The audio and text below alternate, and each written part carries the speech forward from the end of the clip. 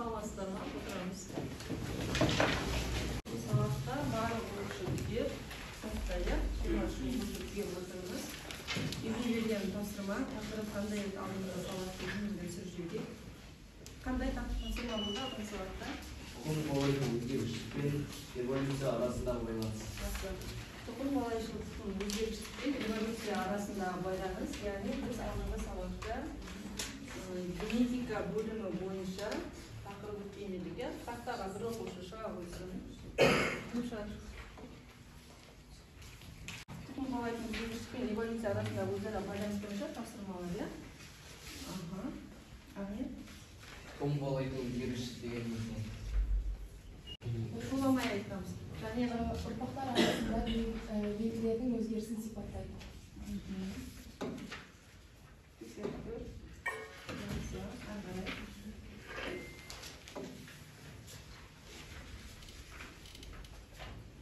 Эволюция процесінің негізгі механизмі қандай? Табиғи сұрыпталу дейді.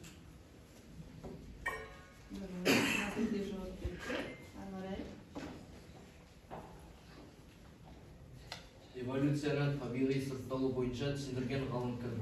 Мансур. Чарльз Дарвин. Чарльз Дарвин.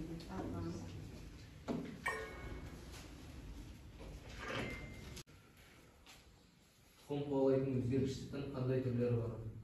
Жауаптан оқышыз, Жасанды таңдау мен популяциялық сұрыпталу, жасанды сұрыпталу мен табиғи сұрыпталу, мутация және генетикалық рекомбинация, клондау мен гибридизация.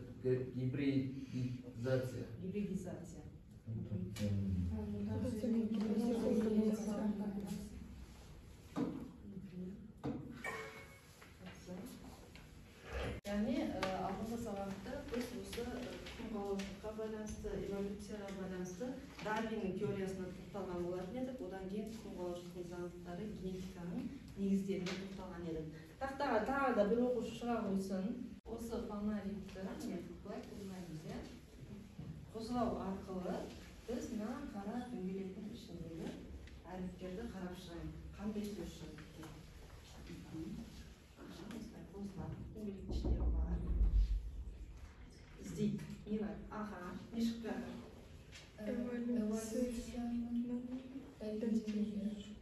Қандай сөйлем шықты? Эволюцияның дәлелдемелері. Яғни біз кешегі өткен тақырыбымыз тұқым қуалайтын өзгеріштікпен эволюция арасындағы байланысты тақырыбын біз ары қарай жалғастырамыз. Яғни бүгінгі күнді жазамыз. 9-шы кластарға өттік.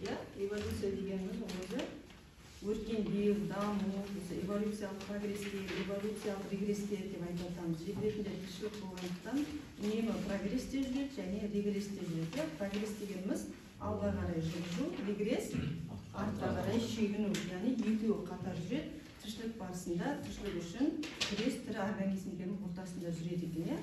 Бір түрлер пайда болып жатады, бір түрлер не істеп жатады, жойылып жатады. Енді соған байланысты осы эволюциялық ілімнің негізін қалауда бізде Чарльз Дарвиннің еңбегі зор деп жатырмыз ғой.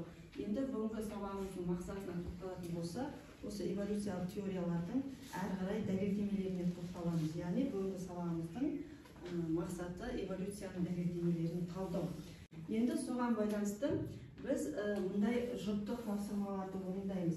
Қазір мен сіздерге мәтіндерді таратамын, ресурстарды таратамын. Яғни біз эволюцияның дәлелдемелері қандай? Салыстырмалы анатомиялық дәлелдемелер ішкі құрылысына, сыртқы құрылысына, жануарлар болсын, өсімдіктер болсын, адамдар болсын, солардың салыстырмалы анатомиялық дәлелдемелері, яғни морфологиялық талдауларына тоқтатамыз. Одан кейін эволюцияның бағыттары ароморфоз, изоадаптация, дегенерация процестеріне тоқталамыз. Бұл терминдер бізге қандай анықтамалар береді? Молекулалық, генетикалық дәлелдемелер, яғни РНК, ДНК, хромосомалық құрылымдар, барлық тірі организмдер болғандықтан оларда бізде бөлімнің өзі тұқым қуалаушылық эволюция деп тұр ғой. Бүкіл тірі организмдер осындай генетикалық құрылымдардан тұрады. Сол бойынша дәлелдейміз, ұқсастықтарын айтамыз.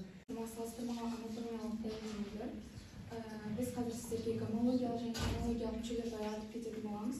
Бірінші гомологиялық мүшелерден бастасақ, гомологиялық мүшелер дегеніміз ол бізде бір ұрықтық эмбрионнан дамып шығу тегі ортақ болғанымен атқаратын қызметі мен түр мүшелерді біз гомологиялық мүшелер деп атаймыз. Гомологиялық мүшелер олар бізде дивергенция, яғни эволюцияның ажырау нәтижесінде пайда болған. Анологиялық мүшелер олардың шығу тегі әртүрлі болғанымен бірде қызмет атқаратын мүшелер. Олар ұқсас қызмет атқарғанымен әртүрлі эволюциялық жолдармен дамыған. Шықшылдық бұл өсімдіктің тербелуі.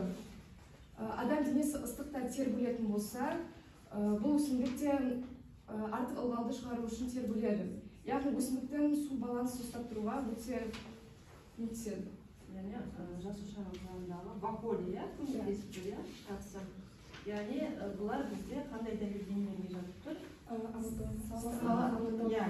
Біз салыстырып тұрық па мүшелерді? Анологиялық мүшелерге салыстырып тұр, және гомологиялық мүшелерге салыстырып тұр. Яғни гомологиялық құрылысы шығу тегі бір мүшелерді гомологиялық мүшелер деп атайды, ал анологиялық мүшелер оған қарама-қарсы мүшелер екеніне жақсы отыра ғой. Шықшылдық өсімдік туралы кішкене қара жерек. Батпақты және суы босаған жерлерде әртүрлі жапырақтары бар өсімдіктерді кездестіруге болады. Бұл жәндіктермен қоректенетін шықшылдық өсімдігі. Олардың балдың иісі бар жабысқақ зат бөліп шығаратын қызыл безді түктері бар. Жәндіктер иіске қызығып келеді, өсімдікке жабысып қалады.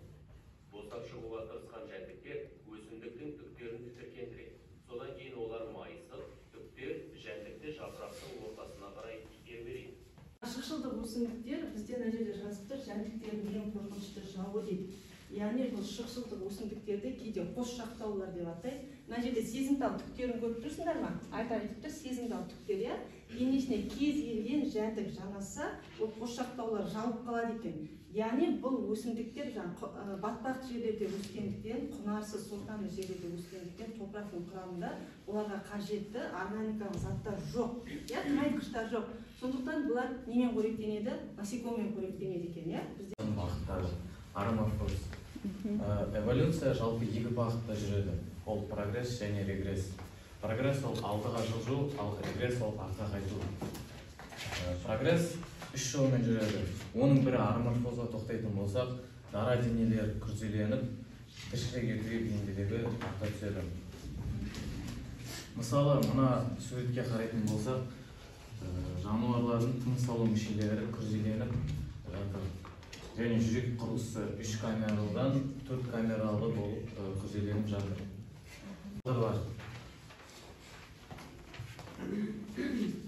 Балдырларға ламинария мен хараны жатқызуға болады. Олар эукариоттар, фотосинтезге қабілетті. Жасуша қабаты 2 қабаттан тұрады. Ол мембранаға бекітілген целлюлоза қабаты және пектин қабаты. Жыныстық және жынсыз көбеюі, жыныстық және жынсыз ұрпақтардың ауысуы, гаметалардың пайда болуы және жарыққа сезімтал болып келеді. Өте жайлы айтатын болса, дене сабақ тәрізі, өспе және жапырақ тәрізі тақталарға бөлінеді. Ашық тұқымдардың коллекциясы. Секвоя, туя, аша, шырша, қарағай. Осылардың барлығы бүржидекті ашық тұқымдылар. Деп аталған, иә, сондықтан жақсы. Ал енді жабық тұқымдар туралы айтатын болсақ, ангиоспермдер. Олар бір-бірімен қос ұрықтандыруы. Мынау, иә, бізде жабық тұқымдар. Неге гүлді өсімдіктер?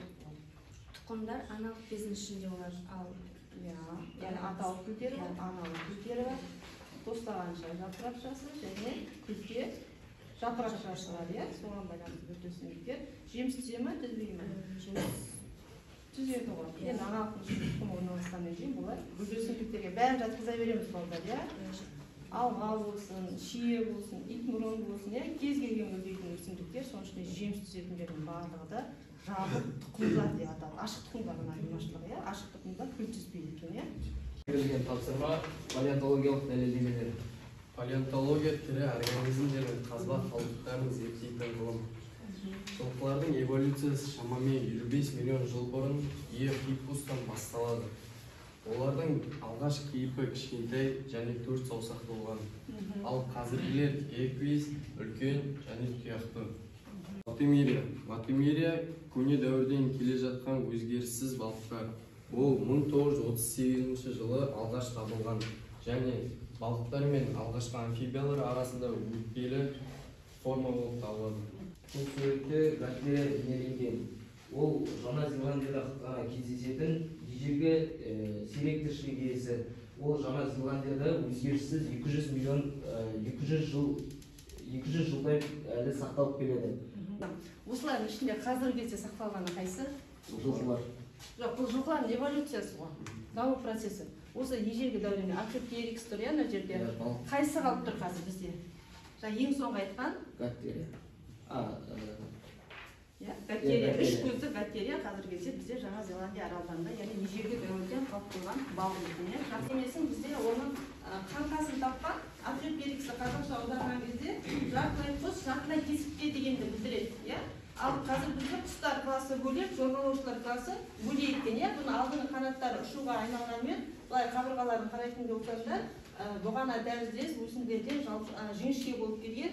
Бұлардың сүйектері, қаңқалары арқылы ғана бұлардың осындай құстардың өмір сүргендігі белгілі. Концентрация болыс анықтаған 6 географиялық аймақ берілген. Яғни бірінші мезозой картасын түсіндіре кетсем, мезозой картасы бізде бұл суретте триас кезеңіндегі мезозой дәуірі жер бедері бейнеленген.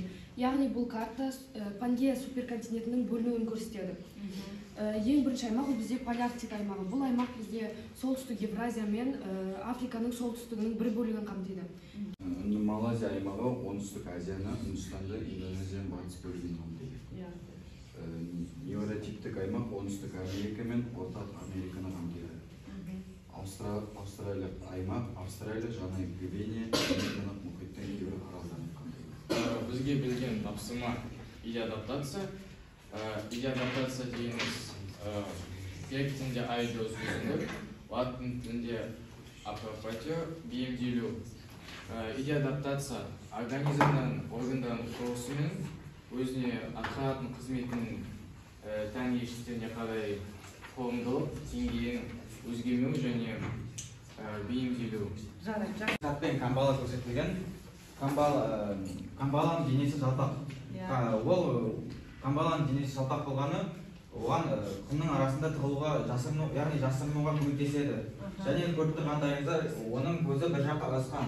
Ол жан-жақты бақылауға мүмкіндік береді. Мына жерде бақпақ өсірген кетпеш өтті. Бұл не қажет? Неге алдық бақпақты? Неге алдық бақпақты? Өсімдіктің идеадаптациясы, яғни істелуі, адаптация деген не? Бейімделу екен, жақсы. Бізде гидраның моделі.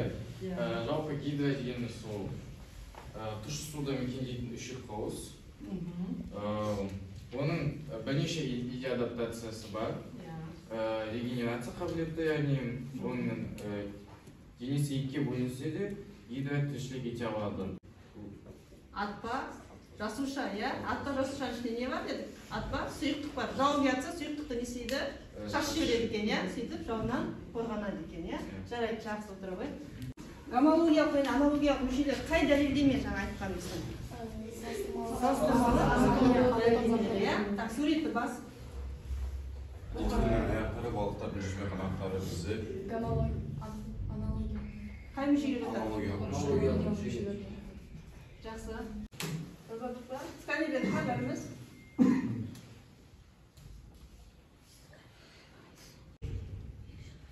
Эволюцияның бағыттары мен араморфологды түсінді, молекулалық генетикалық дәлелдеме түсінікті болды, ұнады. Сөйтіп қаламыз. Тапсырма. Эмбриологияның дәлелдемелері және егер де жалпы құрлықтар, ең соңғы бізде биогеографиялық дәлелдемелер туралы айтты ғой. Егер де жалпы құрлықтар Австралиядан бұрын бөлінген кішкене құрлық болса, онда қандай жануарлар аман қалуы мүмкін еді? Осы сұраққа жауап беріңіз.